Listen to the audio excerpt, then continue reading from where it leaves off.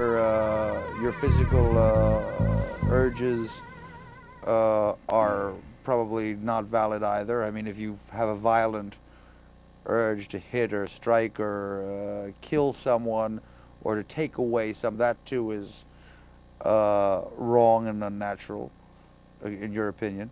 So I didn't say wrong and unnatural. I think it's a lower level of response. It's not a correct response. But how long humanity has been down there? We've been down from the trees for 3 million years. Now, how long are we going to be walking around and acting like an ignorant beast? It's time to move up. but why must we reject everything we were before in order to move up? I mean, You must, because we spoke before, in part 2, we spoke about the screening process. We must constantly be analyzing ourselves and finding out where we are wrong and where we are right. It's a struggle for living is constant. You must constantly be analyzing yourself, okay?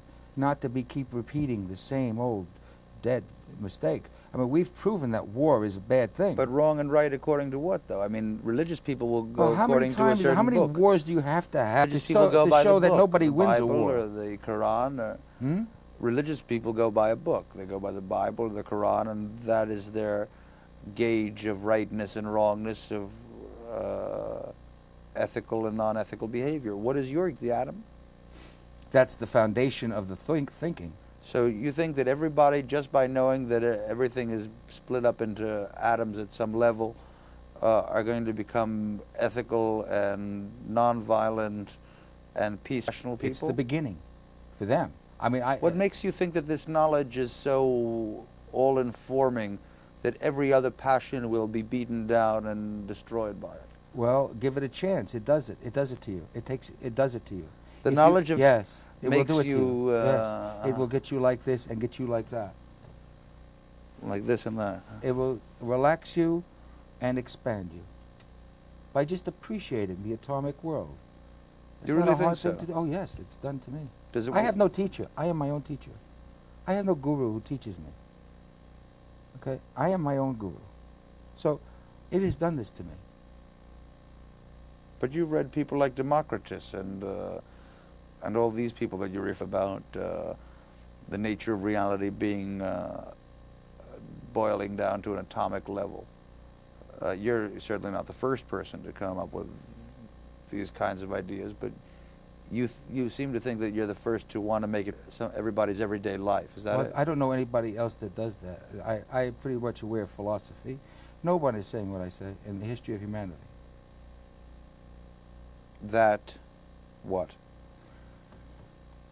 That humanity, first of all, made up of atoms, does not exist. Okay? That humanity invented itself with its poor, bare senses. Humanity is an invention of its own poor senses. Okay? And that being is the expression of everything that is there. And that's what you are. Every moment is a spontaneous expression of whatever is there. Mm-hmm. So don't you find this invention wonder? Do you see anything beautiful about the invention of humanity as humanity has done it? The great variation and multiplicity and pluralism of definition and redefinition of identity. Doesn't that charm you at all? That leave you nauseous? Definition and redefinition of identity? Yes. By humanity? Yes.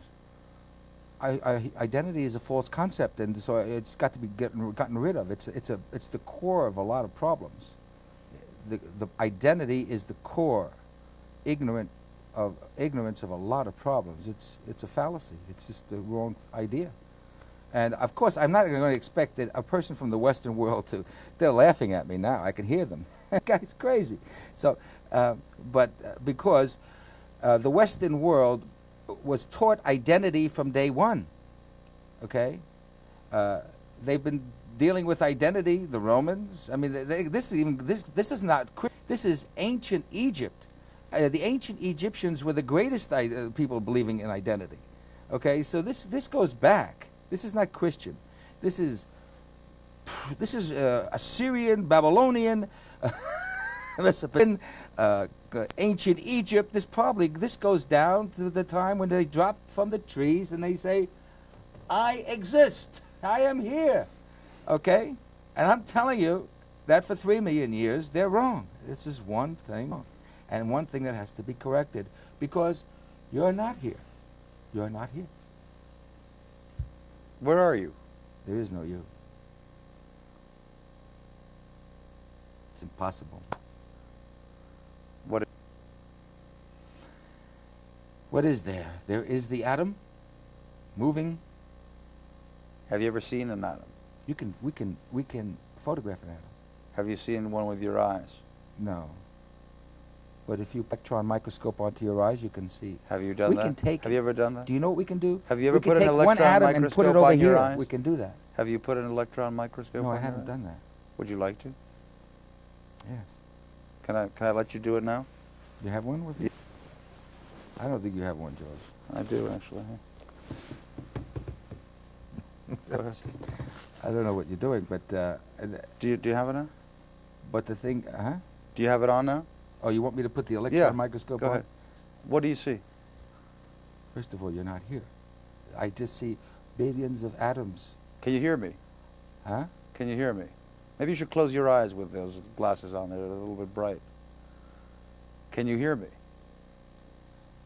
No, I can't hear you, George. I can hear the clashing and joining of the atomic particles as they move in and out of union. Go ahead. Your entire body is no longer there. There are just the trillions and trillions of atoms that make up your body, and the trillions and trillions of atoms that make up the air, the oxygen atoms, the hydrogen and nitrogen atoms. My hand is not there. As I move it up and back, it's not there. I can't see it. What do you feel?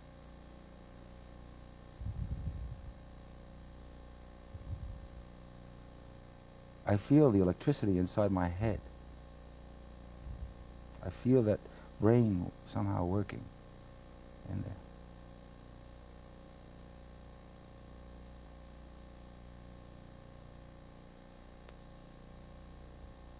Now open your eyes. Has anything changed? Have I taken off the glasses? I don't know. It's up to you. If I take off the glasses, suddenly the atoms disappear, and there's George Gilson. The creation of my poor eyesight. This is why it's all new. This is why this is a new world. We have the atomic world, and we have to appreciate it. We have to know it. We have to understand it. We have to feel it, and we have to take it into ourselves. Is the power of the human... And use it in our activity, in daily life. Is the power of the human increased by this knowledge, or is it limited? Oh, it's increased. You're completely expanded. You now become part of the entire universe. Especially when you recognize that all these particles inside of you are eternal particles that have come from the universe. And that's where the immediate eternity comes in. Because And it's feeling that eternal, but it's immediately here with you.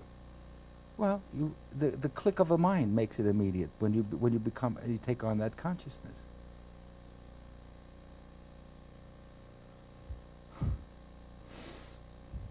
Incredible. Incredible. Humanity created the illusion of itself.